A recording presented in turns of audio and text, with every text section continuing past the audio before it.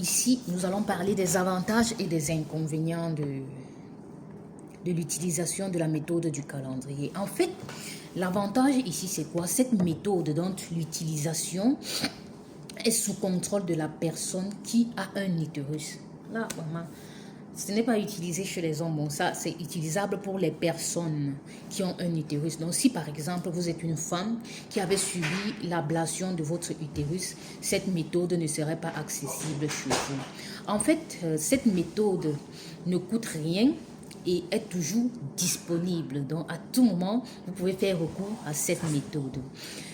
Il y a aussi un autre avantage, cette méthode n'interfère pas sur le système hormonal. Non, on n'a pas besoin de la variation d'hormones pour faire recours à cette méthode. La durée du cycle menstruel ou le flux sanguin, non. Donc du coup, cette méthode ne fait pas recours à cela. En fait, cette méthode aussi amène la personne qui a un utérus à mieux comprendre son cycle menstruel et à mieux comprendre son organisme.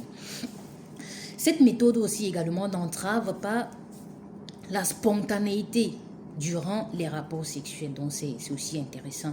Donc cette méthode aussi encourage une bonne communication et une bonne collaboration avec son partenaire.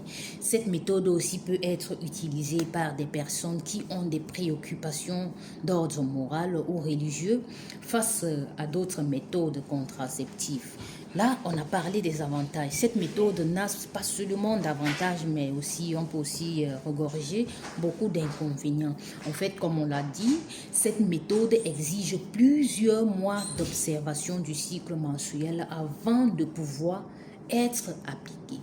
En fait, le cycle menstruel ici doit être régulier. Je dis bien doit être régulier. Donc, cette méthode n'est pas utilisable pour des personnes qui ont un cycle irrégulier. Certains événements, par exemple, comme le stress, le surménage, des maladies, peuvent affecter la durée de votre cycle menstruel, donc la fiabilité de cette méthode.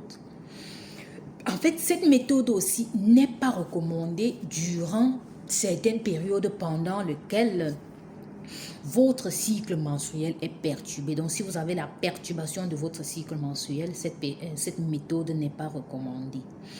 Les premiers mois suivant un accouchement, pendant l'allaitement ou peut-être après une fausse couche ou à l'approche de la ménopause ou à l'arrêt d'une méthode de contraception, vraiment cette méthode n'est pas recommandée parce que après ces événements-là, votre cycle menstruel nécessite un temps pour se stabiliser.